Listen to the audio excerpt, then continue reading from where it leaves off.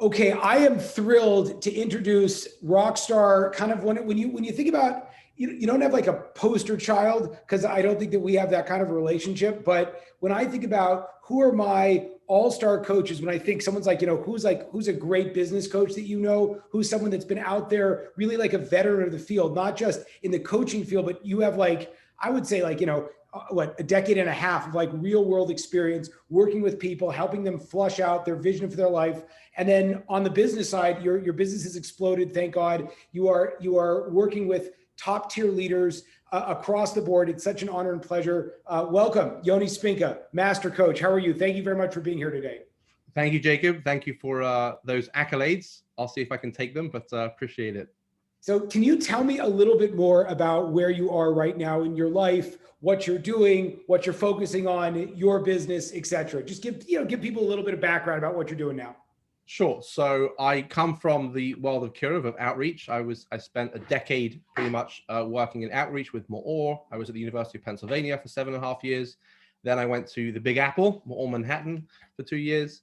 So I spent a good decade working already with young professionals, with college students, sitting down, spending thousands of hours listening to people, hopefully helping to guide them through life decisions. And then about a year ago, I got involved with somebody called Jacob Rupp and his coaching. And that sort of transitioned me to a whole different new field, a new profession of coaching. And within, I would say, a good couple of months, I was up and running after having begun with you. And then to this day now, my coaching practice is my full-time endeavor. Thank God I have a full roster of clients. As I start this Monday morning, I'm looking at my schedule for the week and it's full of clients, which is great. And I'm also still able to do some curative. I do some classes online. So my coaching practice is really at a great place. And I'm also happy to still be teaching Torah. So yeah, thank God things are going pretty well. Thank you. I'm so happy to hear that. Tell me a little bit, when we started working together, again, like I mentioned, you had been in the helping people achieve greatness space for over a decade. But what was going on in your life when you started thinking about, do we work with Jacob Rupp? What was going on then that sort of facilitated your desire to transition, shift, sort of repackage the work that you were doing? So it's a great question. I would say that over the last few years, as my family expanded, thank God, and financial stresses of being a rabbi sort of took their tolls, I was looking for a few years to try and find a way to supplement my rabbinical role. And I dabbled in a few different fields. I tried the Jewish professions of real estate, coming from a place of, not knowing too much about it, but hearing that's the way to go. I actually worked with an Israeli startup company, a tech company for a while. Just these are things I did on the side. And then I actually was looking into the nursing home business. So I knew already for about 2-3 years ago that I was looking to find a path sort of, in addition to my rabbinical work, into more of a for-profit endeavor. Was the reason, I'm sorry to cut you off, was the reason because you didn't like what you were doing, or because the opportunity wasn't there for the kind of the income opportunity that you were looking for? The latter, absolutely the latter. I loved my work as a rabbi. It was amazing and extremely fulfilling. I loved it, but there was no economic growth. Like, there was, just to put it bluntly, it was a stress, right? To pay your bills and to get through, as a rabbi, you work for a non-profit organization. They're never going to pay you, a good amount. Thank God I got paid. I got my bills covered, but it was never breathable.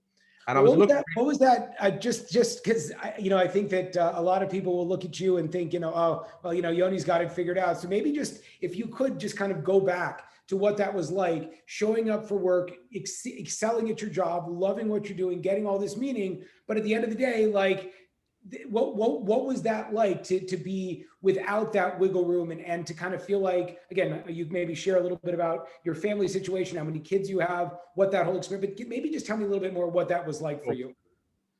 So it was extremely challenging. I have 5 kids, thank God, from ages 12 down to 2. And, part of the challenge was, when you're a rabbi, you're in a public position, right? You're always presenting in a public way. And there's this challenge, this dance between sort of being able to project a confidence and and just really living a life of service, but also knowing that you can't pay your mortgage in a few days is a really tough challenge. I remember there was a Shabbaton we did in our house. We had a whole Shabbat, and I was like really excited for it. We're gearing up for it, but I was thinking, my gosh, my mortgage is hitting on Monday morning. And I just remember these thoughts coming in, even in the middle of a Shabbaton, how am I going to pay that?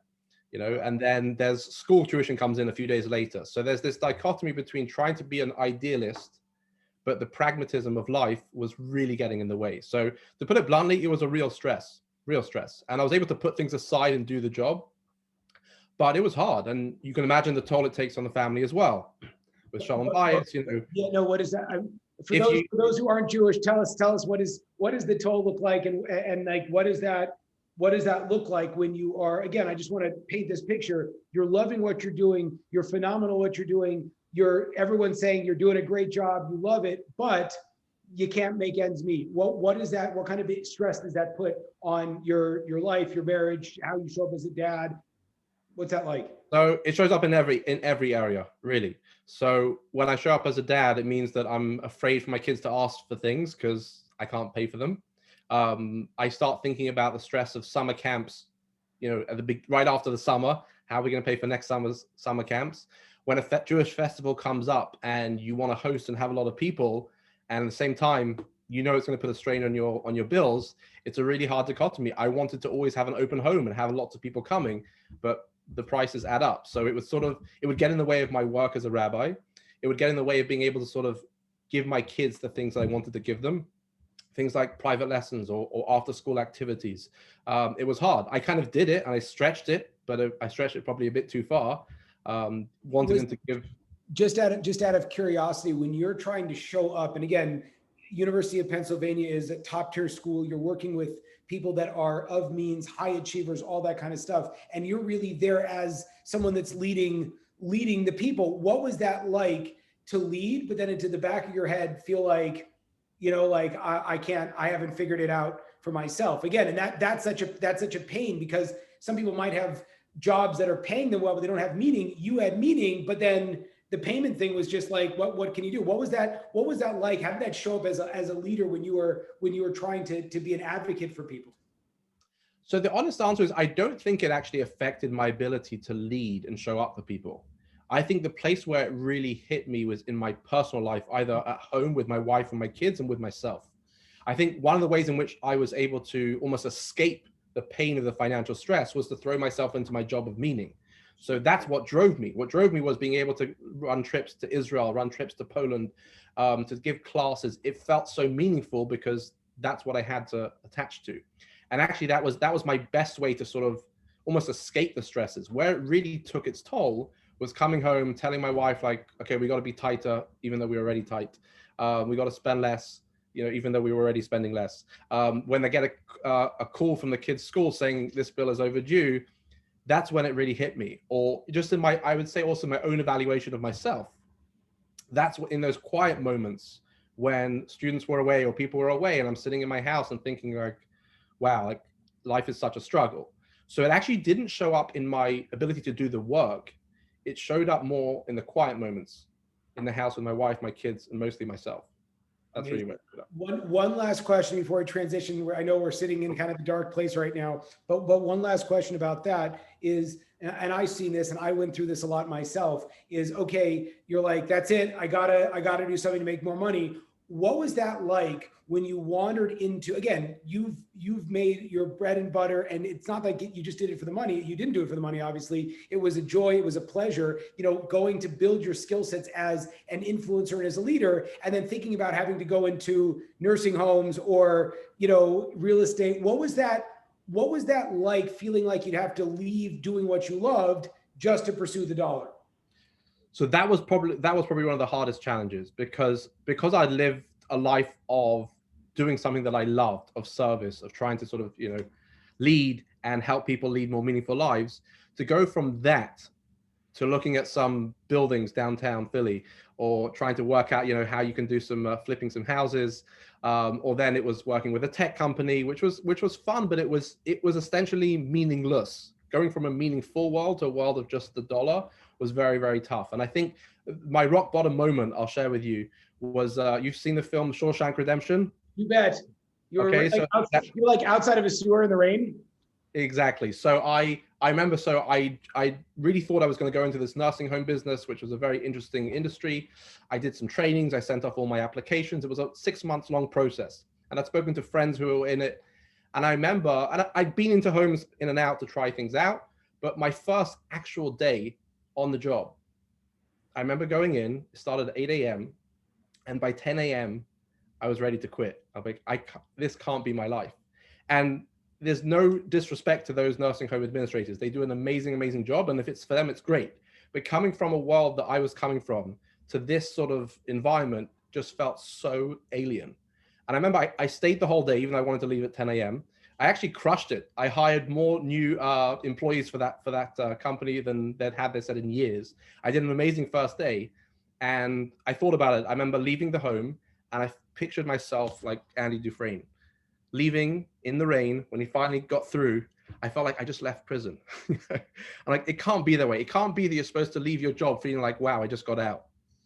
And that's really when I sort of made a commitment to myself that I need to find something that is not just about making an income, but can actually take what I've been the last 10 years, take the sort of meaningful lifestyle that I've had and help people in that kind of a way. And that's really when I turned to you, Jacob, and I was like, there's got to be a better way here. And that's when I got into the world of coaching. Okay, so I wanted to first commend you that you lasted 6 hours longer than I did when I tried it was commercial insurance, and literally I lasted 2 hours. I'm like, oh my God, I have to leave. I can't do this. So I hear that. So tell me a little bit more. What made you choose? Obviously, there's an abundance of what does coaching mean, life coaching and executive coaching and all this kind of stuff. What made you choose to work with me? What came out? What were some of those things that might have resonated about the messaging that I was putting out there that you said, okay, this might be something to pursue? So the messaging actually came through. I saw a conversation you had with somebody else. I can't remember who it was now, but I remember watching one of JP Katz. Yes, it was JP Katz, exactly. I saw an interview, or it was a conversation you had with him. And what struck me was that you kind of had what I wanted. Namely, you were a rabbi for 10 years, so that resonated with me. And here you found a new profession that you could still help people lead a life of purpose, lead a life that they actually want to lead. And it felt very much like an organic transition from being a rabbi to then helping people in this way. And that's what I love. Everything else that I'd done was separate. I was a rabbi for 10 years helping people. Now go to real estate, now go to nursing home, go and do something completely different and don't bring who you are.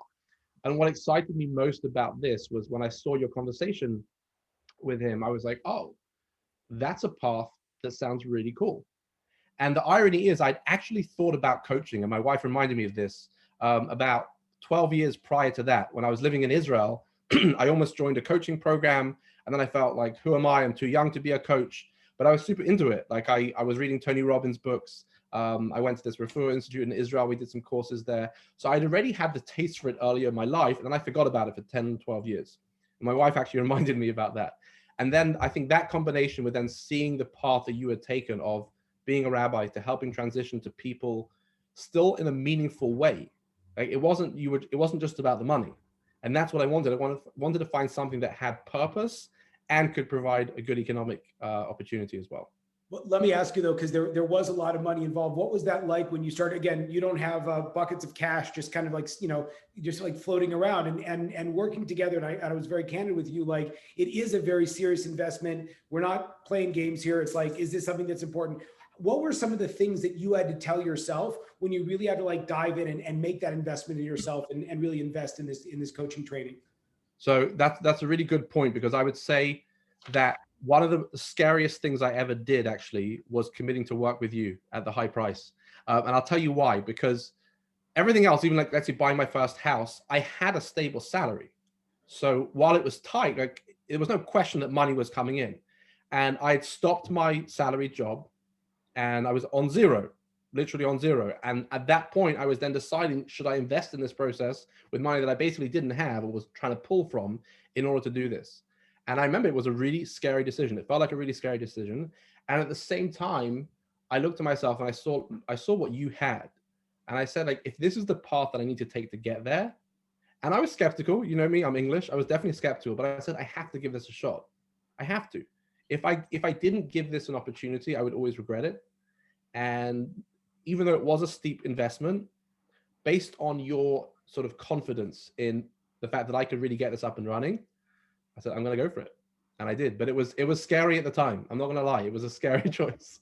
I love that. And candidly, it's because of your belief in yourself, because the road is paved with people that think, oh, I could do this or I want to do this, but they really can't make that investment in themselves. What were some of the early wins? Like when you think about it, you put the money down. Like what's some of the big, like the early shifts that happened to you, the wins when you're like, oh my gosh, this is working, this is happening, I'm Yeah. changing. What was that like?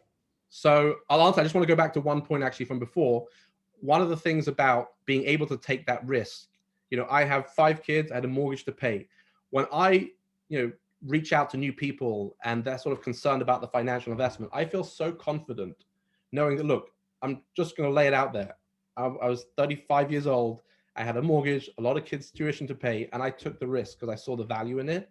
It gave me the power to be able to really articulate for other people what the benefit of coaching is and how I believe in it. So just to finish that piece, in terms of my early wins, I remember my first client when I had a session with them. I was prospecting, having conversations about coaching. And at the end of the conversation, she was like, great, how do I sign up? And I hadn't even thought about the fact that she might actually say yes to working with me. So I was a little flustered and taken aback. I prepared in the back of my mind what my pricing was going to be, but I didn't really own it. It was just more like, okay, let's have the conversation.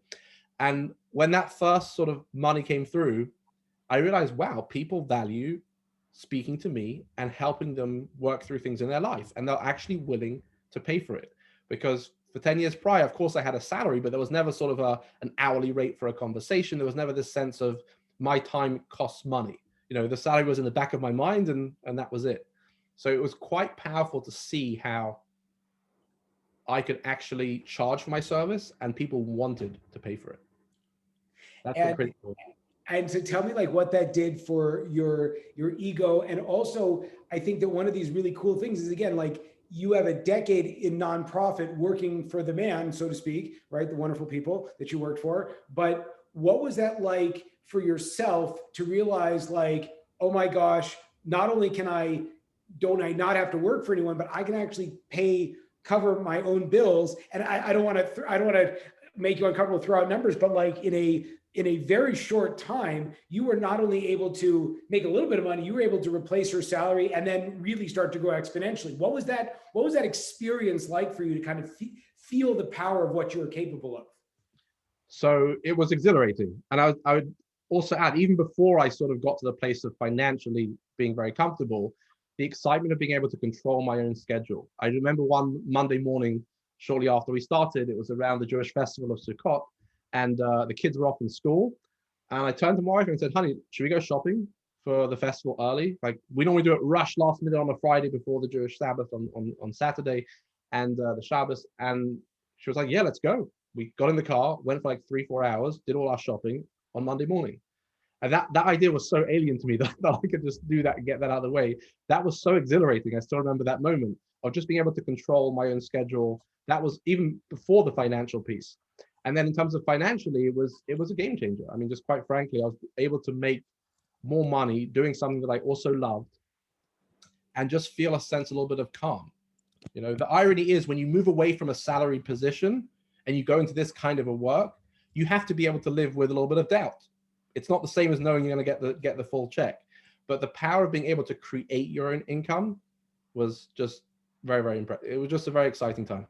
So as you can remember.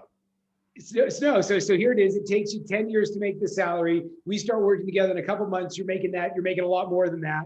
You now have freedom of time. We joke around a lot, but you're very intentional about you take a day off so that you can go skiing. Now that the snow's melting a little bit, you picked up tennis. So you have the freedom of time, you have the freedom of your schedule, you have the ability to sort of pick the kinds of people you can work with. So overall, it sounds like this unbelievable situation that has really been, again, like something like, 15 years in the making from the first time you considered being a coach. Yes. And something you've always encouraged me to sort of focus on is being able to live my ideal self now, not wait till I've achieved the full success. And the irony is, in a certain way, I kind of am living my dream lifestyle. If you were to ask me, what do I want to do when I'm super successful? How do I want to live my week? I'm kind of doing that. I have time for my Jewish studies, right? I learn Torah every day. I exercise. I play a lot of sports, right? As you alluded to, I do ice hockey, rock climbing, tennis. I do all these things that I enjoy doing. During the winter, I was going snowboarding because I wanted to learn how to do that. And it wasn't from a marketing place. I found out later, apparently that's a very cliche coaching thing to do. I had no clue. I just wanted to learn how to snowboard. So I did it. And I think in a certain sense, I am living the way I want to be living. And that also attracts people. I ended up signing up a client last week, I think, because she knew about my lifestyle and she just saw it on Facebook and she was like, wait, what's going on? Tell me how to get that. And it's funny when people come to me as if I have the dream. In a certain sense, it doesn't feel that way. It just feels very ordinary, right? But if I look at it from another lens, compared to also what I had before, I am living the dream in terms of having my own freedom, of having opportunity for growth. I'll share with you one more thing. I remember a Sunday evening, I had a group of friends over. We were sharing like a barbecue and just hanging out by the fire. And I scheduled a coaching call for 7 o'clock, thinking that our hangout session would end by then. And it hadn't. So I excused myself and said, sorry guys, I have to go downstairs for an hour. I went downstairs for an hour and had a session and signed up a client and came up afterwards for another drink. And that feeling I remember of being like, wow, I just got myself a raise that if you look at it from a sort of an organizational standpoint would be really impressive. And I did it myself on a Sunday night, just in an hour. And that was really empowering. It felt really empowering. So thank God. There are definitely fears. There are definitely things, as you know, I have my things that I'm doubtful about, and there's always things you have to work through. It's not a rosy garden where everything comes easy. I want to be very clear. There's a lot of hard work, but a lot of the work is internal, as you know, right? Going through your own challenges, going through yourself, working through things yourself. So it's not this rosy garden of everything's easy, but the possibilities are really there. They really are. And I'm very grateful, Jacob, I would say to you, to my namaste, to my coach, for helping me through this process. I definitely couldn't have done it without you. Your sort of added belief in where I could get to when I was still holding on to my skepticism really pushed me through. And thank God, I'm very appreciative and blessed to be where I am. I'm so honored and proud. I want to ask you one last question. I think what you've been able to model for so many people is so inspiring, because you're really living the dream in the sense that you have economic freedom that you couldn't imagine while doing meaningful work, while having the opportunity to have the freedom of time and space and to be there with your family. And, you know, again, your wife's going to watch this, you know, be able to pay for the renovations in the house and, you know, all these kinds of great, exciting things. Tell me a little bit about, just as a final question, you know, you have someone that, go back to where you were, someone who's sitting, they have a job, you know, but the bills are not coming in. They believe in themselves, but they haven't been able to really actualize it. The ability to influence has really been because they've been paid for this position. Now they've actually earned it, can go out and say it. They're seeing with all that self-doubt and that fear over the investment and that fear over the work they're going to do. What are some like final takeaways? Someone who's considering working with me and going into this program and building a coaching practice, what are some things that you would tell them to encourage them, or that they should be asking themselves to figure out if they have what it takes to get to where you are today? So I would tell them that I have had all the same doubts that they would be having right now, which is this whole thing a scam? Can coaching be real? All the doubting thoughts that come into your mind as you're considering doing this kind of stuff, I 100% am no different. And I know the things that you're thinking because I had all those limiting beliefs. What I would tell them is it's totally possible. It's absolutely possible. You know, I had somebody who called me who, I think I shared this with you, he left me a voice note saying he just didn't believe everything I was saying. What are you doing snowboarding on a Wednesday afternoon? This is just a marketing scam. And I remember sort of like a multi-level marketing, people think I didn't actually buy the car. Yeah, I get it. I was smiling to myself because I was thinking, I kept that voice note as almost like a treasure. I didn't even respond because I didn't want to try to get into an argument of sort of convincing him it was real. But I sort of smiled to myself as I was going up the ski lift because I realized it's actually true. Everything that he thinks is a scam is actually really happening. I'm working with amazing people. I have freedom of a schedule to do the things that I want. I can afford to do the things that I want. And I think I would just tell people that are considering this journey, the possibilities are there. No one can guarantee your results, but it's absolutely possible to do it because I came from a position that you're probably all coming from, a place of doubting whether I had the talent, the skills, enough qualifications to do it. And within a very short period of time, I managed to do it. And thank God I came from a very fulfilling career that I loved every minute of being a rabbi full time. But there came a time in my life where I wanted to, you know, really increase my financial possibilities. And this was a way to do it. And I tell you, it's a very meaningful work. It's fun work. It's enjoyable. And it buys you your freedom. So forget the doubts, dive in and try it, or you'll never know if you can really do this. Ah, you are such an inspiring coach. Yoni Spinka, thank you so much. And candidly speaking, if there's anyone out there that wants to up-level their game, they are in their business, in their lives, in their relationships, Yoni is, hopefully you've seen from the course of this interview, not only a very wise and a very brave individual, but someone that's able to also really kind of hone into things that stop other people and get them to their next level of success. So if you have any doubt, let's just throw it out there. Yoni, how do people find you? They can find me on Instagram. My handle is Spink About It, or you can find me on Facebook, Yoni Spinka. Just reach out, send me a message, and we can be in touch. And if these are like coaches that are watching, they're like, is this guy for real? I'm going to say, don't reach out to him. Just keep watching. And there's only so much. Eventually, you stop worrying about what other people are thinking about you, just enjoying your life. Exactly. Thank you so much, Yoni. What a pleasure. Happy to speak, Jacob.